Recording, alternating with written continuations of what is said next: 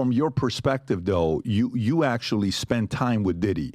When you used to go to New York, you would spend time with him, and he would spend time with you. When he would come, you guys would go hang out together with obviously other peers. Did you notice anything around Diddy where you said, this is a little bit, obviously there's a woman, you're having a good time, you're partying, you're doing your thing, but did you ever see anything where it was out of line, where you said, I think this guy likes men, or I think he likes certain things that's a little weird? Well, all due respect to Puffy, you got to realize one thing. He didn't start off like that. I'm quite sure somebody taught him that, and that's more deep in the industry. You guys who got involved with a lot of people who was their mentors, instead of having a guy to mentor your own father, they was having these guys they mentored. And when that happens in the industry, it was done to them, they do to the next person. So I felt that Puffy was a regular, normal guy. And then when he started hanging with the guys in the industry, they did things to him, and then allegedly he did things to Usher. It goes on and on. But we got to stop this pointing the finger at the person who gets caught with their hand in the cookie jar. Where did it start from? But see, people don't want to touch on those angles that they started being the major executives who run these labels. So you guys want to speak on the people who got thrown under the bus, the sacrifice lamb. Okay, well, that's actually very insightful for you to give that perspective. So if you're saying what Diddy did to Usher or what Diddy did to Bieber, that we've seen these videos, not necessarily what he did, but the stories where he's living with them at 13. If he was their mentor, who was Diddy's mentor? We know some of the big names. I'm just curious if you have any names. You don't seem like somebody... Well, for number one was Clyde Davis. And you got to understand one thing. If Death Row, when I started Death Row, you got to remember one thing. I didn't have no co-founder, nobody else. So I started that company on my own and grabbed Dr. Dre. At the end of the day, it was like this. When you have, say, Universal is one big company. Doug Morris is the man at the time. Jimmy Iovine's in.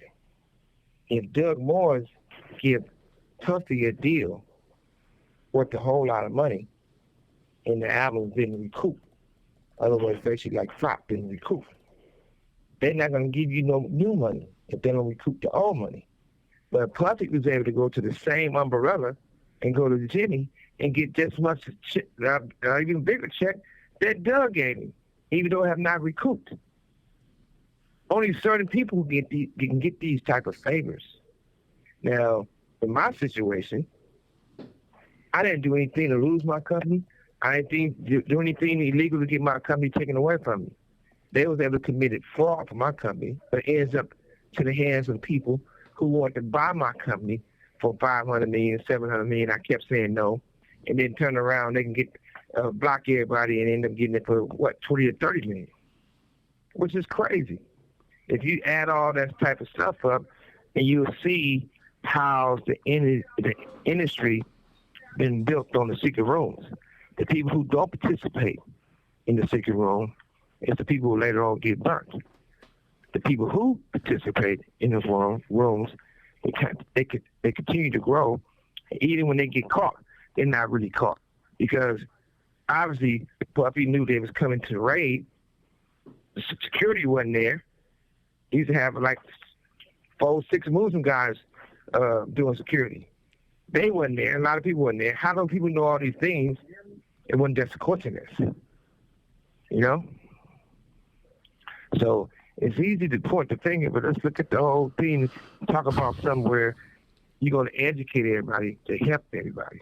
I can no longer remain in today's Democratic Party. Tulsi Gabbard says she is no longer a Democrat. A potential Tulsi Gabbard VP. Where we are being told that we just have to comply and go along with whatever they say. American people are smarter than this. However, we must remain vigilant to recognize their propaganda for what it is, pure lie. Unfortunately, we live in a time where free speech is under attack. Whatever they say goes, and we have to just follow. And the people who suffered under your reign as prosecutor, you owe them an apology. Taking on Kamala Harris on a debate stage before, I would look forward to doing that again. So if you like this clip and you want to watch another one, click right here. And if you want to watch the entire podcast, click right here.